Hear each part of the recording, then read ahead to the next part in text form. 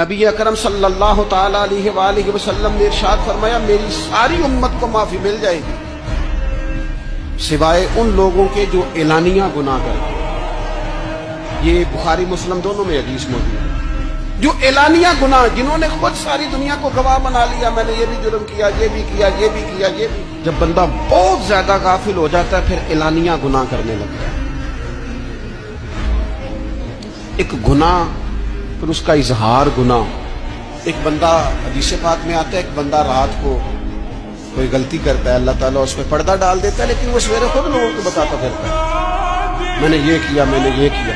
جب آپ اظہار گناہ کرتے ہیں نا تو سامنے والا بھی دلیر ہوتا ہے، کہتا ہے اس نے کیا، میں کر لوں گا تو پھر کیا ہوا۔ ہمارے علماء نے لکھا ہے کسی کی نماز قضا ہو جائے تو کسی کو بتائے نہ،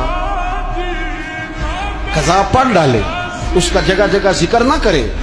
جب آپ کہیں گے نا میری قضا ہو گئی تو آپ کے ساتھ رہنے والا بچہ دوست سمجھے گا یار اس کی قضا ہو گئی ہے تو میری بھی ہو جائے۔